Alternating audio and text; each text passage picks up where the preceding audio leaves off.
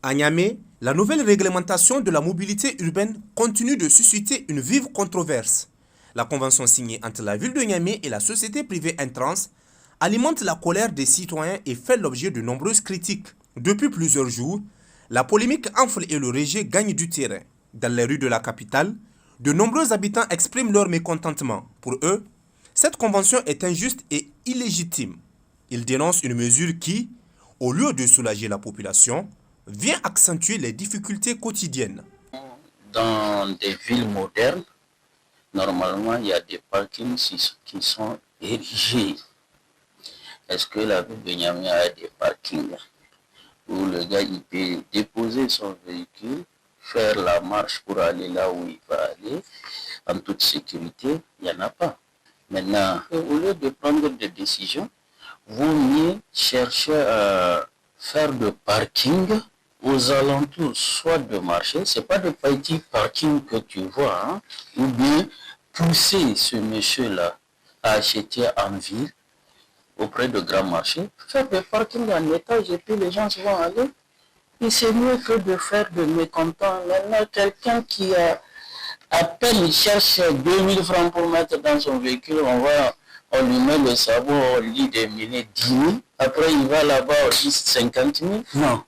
Quand on veut faire des réformes, on met le gros moyen pour faire des réformes. Donc ce n'est pas la fourrière ou l'activité ou l'acte qui est en soi mauvais, puisque tout le monde sait qu'aujourd'hui, il faut reconnaître qu'à Niamey, les gens garent n'importe où, n'importe comment dans la ville de Niamey. C'est un sérieux problème, c'est un casse-tête pour les usagers, donc il faut trouver une solution. Mais la solution, celle-là, elle n'est pas la bienvenue, elle n'est pas la bonne solution, elle risque de créer des troubles à l'ordre public, puisque vous avez vu comment la toile s'est explosée. Et c'est à justice, parce que 75 000 francs, quand même, ça dépasse un citoyen lambda. La société civile s'est également saisie de la question. L'Association nigérienne de lutte contre la corruption a rendu public un communiqué. Document lu ici par Shamsotou Kimba. Transparency International Niger dénonce des graves irrégularités présumées dans la convention entre la ville de Niamey et la société Intrans.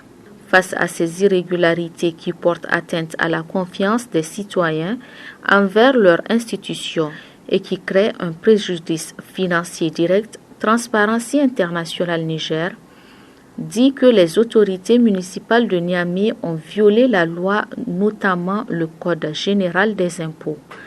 Dit que ce constat est manifestement évident de la grande corruption. Constate que cette privatisation en matière de stationnement se heurte aux questions de souveraineté locale et peut échapper au contrôle public. Constate également que les règles de perception des amendes et de mise en fourrière ne sont ni claires, encore moins connues du public. En l'occurrence, les intérêts de la commune et des citoyens doivent être protégés, que la répartition des revenus entre la société Intrans et la ville de Niamey doit être équitable et transparente. Appelle les autorités compétentes de l'État à enquêter et à poursuivre les auteurs, les co-auteurs et les complices de cette affaire devant les tribunaux. Invite la société Intrans à suspendre immédiatement la perception de toute taxe puisqu'elle le fait en violation flagrante de la législation nigérienne. Les réactions ne se limitent pas aux associations. Des figures engagées sur le plan panafricaniste prennent aussi position. C'est le cas d'Abdourahmane Oumarou, qui s'élève, lui, contre cette convention controversée. Ce qui choque les Nigériens, c'est pourquoi la ville de Niamey sous-traite ce travail à un privé. Et mieux encore, dans le contrat, c'est 75% de ces revenus-là qui reviennent à la société et les 25% à la ville de Niamey. Je vous assure, si les amendes étaient acceptables, raisonnables, et qu'on versait à la ville de Niamey, aucun Nigérien n'allait être contre cela. Mais on ne peut pas se permettre quand même dans cette refondation, permettre à certains de s'enrichir.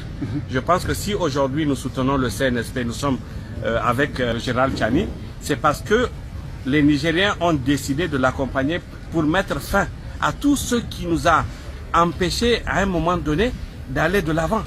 Mais si c'est pour faire tout ce combat-là et revenir vers les travers que nous avons dénoncés à l'époque, je pense que nous ne sommes pas là pour l'accepter.